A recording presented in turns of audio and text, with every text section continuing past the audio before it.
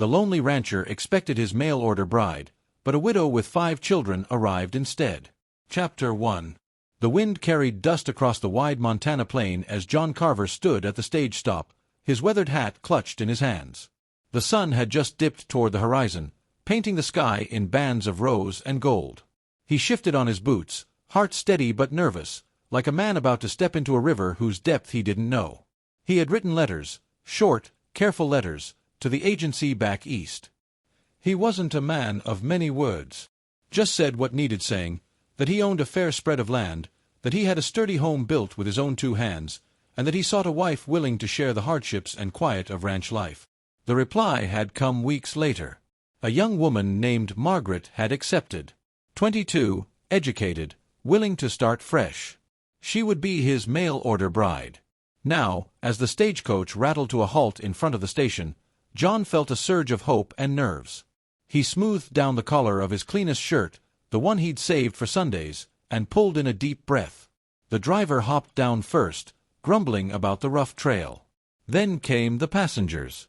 John's eyes scanned eagerly, waiting for Margaret to appear. Instead, a woman in a dark, plain dress stepped carefully from the coach, her hand clutching the smallest of 5 children who tumbled out after her. John blinked. He thought at first he was mistaken. Surely she was traveling with someone else. Surely the slender, fair-haired Margaret would step out next. But no one else came. Only this woman, tall and graceful despite her worn dress, and 5 young ones with wide eyes and dusty faces. The driver slapped the coach door closed and began unloading luggage. The woman glanced around, her gaze finally landing on John. There was hesitation in her eyes, a guardedness. Then, gathering her courage, she stepped forward. "Mr. Carver." Her voice was low but steady. "Yes, ma'am," John answered, though confusion churned in him. "You've got me at a disadvantage." She swallowed, her hand tightening on the little boy's shoulder. "My name is Clara Bennett. I know you were expecting someone else. Margaret couldn't come." John felt the world tilt slightly. His bride wasn't coming? Clara pressed on quickly, words tumbling as if afraid he'd turn away before she finished. "Margaret was my cousin. She met someone else before leaving New York. But your letter, your promise of a home, it reached me when I needed it most. My husband passed 2 winters ago, and I've been struggling to feed my children. I had nothing left. So I came. I had no other choice." John's gaze drifted over the children. The eldest, a boy of perhaps 12, stood straight and protective, his chin lifted in defiance. Beside him, a girl of 10 clutched a worn shawl. The younger ones, 2 boys and a little girl no more than 4, hovered close to their mother, eyes darting nervously. 5 children. A widow. Not the young bride he'd been promised. John shifted his weight, fighting the instinct to retreat. He had asked for a wife to ease the silence of his ranch, to share meals, to build a life with. What stood before him now was an entire family, weary and in need. Clara's cheeks flushed as silence stretched. "If you don't want us, we'll go. I can find work somewhere." "I just thought—" Her voice broke, and she turned slightly as if to shield her children from rejection. Something in John's chest tightened. He saw the worn shoes on the children's feet, the way Clara's back remained straight despite exhaustion. He thought of the empty rooms in his house, the suppers eaten alone, the silence that hung heavy each night. "No," he said firmly, surprising himself. "I won't turn you away. You've come a long road to get here." Her eyes widened, a flicker of relief sparking there. "You and the children can stay," John continued, his voice rough but steady. "At least until you've had time to decide your next step." Clara's shoulders sagged, some of the burden lifting. She nodded slowly. "Thank you, Mr. Carver. You don't know what this means." The children still watched him warily, especially the eldest boy. But the littlest girl, her curls falling loose from a ribbon, tugged at Clara's skirt. "Mama, can we eat soon?" she whispered. Clara knelt, smoothing her daughter's hair. "Yes, darling. We'll eat soon." John cleared his throat. "Come on then. The wagon's just yonder. Let's get you home." The ride back to the ranch was quiet but heavy with unspoken thoughts. Clara sat in the wagon seat beside John, the children crowded in the back with their few bundles. The sun had set, leaving a wash of purple over the horizon. John kept his eyes on the trail, the leather reins steady in his hands. He could feel Clara's presence beside him, the weight of her worry. Finally, he spoke. "I was expecting someone different." "I know," Clara admitted softly. "If I'd had another way, I'd never have deceived you. But desperation makes people bold." John studied her profile, the strength in her jaw, the sorrow in her eyes. "You told me the truth. That counts for something." She turned then, meeting his gaze. "Still, you didn't ask for me. Or for them." She nodded back at her children, who had grown drowsy against one another. "No," John said quietly. "But maybe I needed more than I thought." The words surprised him as much as they did her. He had lived alone so long, convinced silence was easier than company. Yet already, the wagon seemed less empty than it had in years. They reached the ranch house, a sturdy two-story built of timber and stone, standing solid against the prairie wind. John helped the children down first, then offered Clara his hand. Her fingers trembled slightly in his, calloused from years of hard work. Inside, the house smelled of wood smoke and pine. John lit a lantern, its glow softening the plain furnishings. "It ain't fancy," he said, "but it's warm and dry." To his surprise, Clara smiled faintly. "It's more than we've had in a long time." The children explored timidly, whispering among themselves. Clara guided them toward the table where John set out bread, beans, and salted pork he'd prepared earlier. As they ate, John studied them, the way Clara divided portions carefully, always giving herself the smallest. The eldest boy, Daniel, kept glancing at John with suspicion. The younger ones began to relax, laughter bubbling softly as hunger gave way to comfort. For the first time in years, John's table was full. The clatter of spoons, the murmur of voices, it all filled a hollow place in him he hadn't even realized was aching. Later, when the children had settled on quilts upstairs, Clara lingered by the hearth. The firelight flickered over her face, softening the lines of weariness. "You've done more than you know tonight," she said quietly. "You gave us a chance when we had none." John looked into the flames, unsure how to answer. He wasn't a man skilled with words. But he knew this much: the path he had expected was gone, replaced by something he hadn't chosen, yet maybe needed all along. And as the prairie wind howled softly outside, John realized his lonely life had already begun to change. Morning broke over the Carver ranch with the sound of roosters crowing and horses stirring in the corral. John was already outside, hat pulled low, chopping kindling as the sun rose. It was habit, he always rose before dawn. Yet this morning felt different.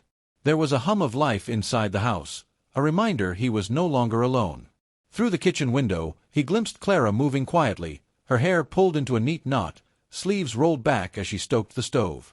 The smell of biscuits baking wafted out, mingling with the cool morning air. John paused, wiping sweat from his brow. It had been years since another soul prepared a morning meal in his home. His routine had always been black coffee and jerky, plain, functional. But now there was warmth inside, the sound of children's laughter carrying faintly through the open window. When he stepped inside, 5 pairs of eyes looked up from the table. The littlest girl giggled, mouth already dusted with flour from sneaking a bit of dough. Clara gently scolded her, but there was laughter in her eyes too. "Good morning, Mr. Carver," Clara said, setting a plate of hot biscuits down. "Morning," he replied, his voice rougher than he intended. He pulled out a chair, but before sitting, he caught himself. "You don't have to do this." Clara tilted her head, calm but firm. "We need to pull our weight here. I won't have us being a burden." John settled into his chair, the children watching him with a mixture of curiosity and wariness. He felt their judgment keenly, especially from Daniel, the eldest boy, who sat stiff-backed like a soldier, protecting his mother with every glance. As they ate, John asked, "You children know how to work around a ranch?" The younger ones froze, but Daniel nodded. "We know how to work. Don't matter what it is." Clara laid a hand on her son's arm. "They'll help where they can. But don't worry, Mr. Carver. I'll see to the rest." John studied her for a moment, then nodded. It's a big place. I won't say no to helping hands." That day was the beginning of a new rhythm. The children, once hesitant, began to find their place. Daniel followed John to the barn, learning to muck stalls and mend tack. He carried himself with the determination of a boy trying to be a man, though John noticed how his shoulders sometimes slumped with weariness. The second eldest, Ruth, helped Clara with laundry and cooking, her quiet diligence a reflection of her mother's steadiness. The younger boys, Samuel and Henry, were bundles of restless energy, chasing chickens until feathers flew and laughing until Clara shook her head in exasperation. Little Mary, the baby of the family, took to John's heels whenever he walked outside. She would toddle behind him, tiny boots stumbling in the dirt, until he finally scooped her up and perched her on the fence to watch the horses. Her bright giggle softened something deep in him each time. John found himself adjusting. His once silent home now pulsed with sound, footsteps on the stairs, Clara's voice calling the children, the creak of quilts as little bodies shifted in sleep. At first, it unsettled him. Then, slowly, it began to feel right. One evening, after a long day of work, Clara and John found themselves on the porch, watching the sunset. The children had gone to bed, their soft chatter replaced by the chirp of crickets. Clara folded her hands in her lap. "I hope we're not overwhelming you. It's a lot, bringing 5 children into your home." John leaned back in his chair, eyes on the horizon. "It is a lot, but it's not bad." She looked at him, surprised. "I lived alone too long," he admitted. "Got used to silence. Thought that was easier. But maybe a man needs more than his land and his horses." Her eyes softened, and for the first time since she arrived, he saw a spark of hope there. "I was afraid you'd regret letting us stay." John turned his gaze to her, steady and unflinching. "I don't regret it." They sat in silence after that, but it wasn't an empty silence. It was companionable, filled with understanding. Not every day was easy. One week, a storm swept across the plains, fierce winds rattling the shutters. The roof leaked, and Clara and Ruth scrambled to catch rain in basins while John and Daniel fought to nail down loose shingles. The smaller children huddled by the fire, frightened but safe. Another day, a calf wandered from the herd, and John spent hours combing the pasture. Daniel insisted on helping, trudging alongside him through mud and brush. When they finally brought the calf back, the boy's grin was wide and proud. John clapped a hand on his shoulder, feeling the boy's need for approval.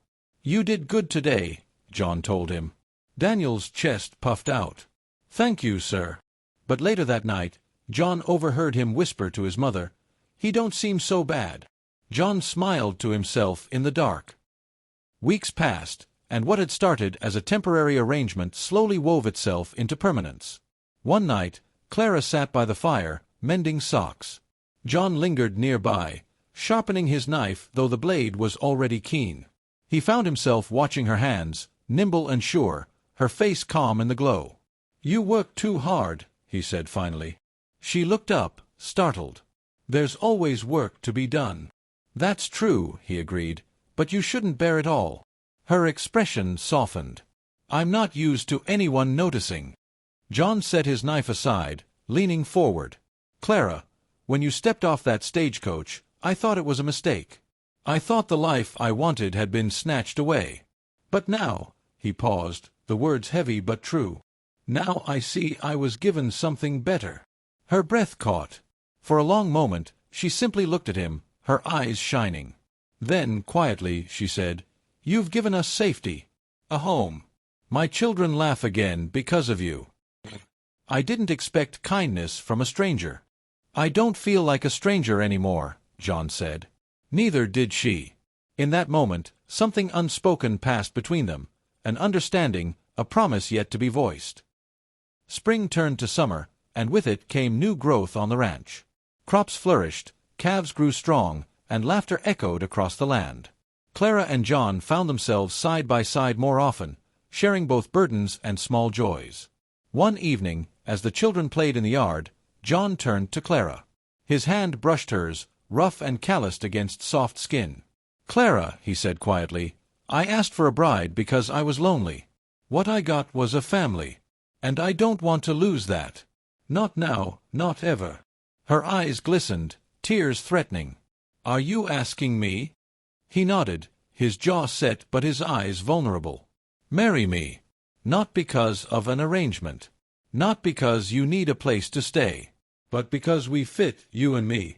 Because I want to be their father and your husband." Clara's lips trembled, and then she smiled, a smile that lit her whole face. "Yes, John. 100 times yes." The children, overhearing, erupted in cheers. Little Mary clapped her hands, Ruth squealed with joy, and even Daniel grinned, though he tried to hide it. John gathered Clara's hand in his, and for the first time in years, he felt whole. That night, as stars stretched endless above the prairie, the lonely rancher sat by the fire with Clara at his side and 5 children tucked safe upstairs. His house was no longer empty. His life was no longer silent. He had expected a bride. But what he received was a family, and the love he had been waiting for all along.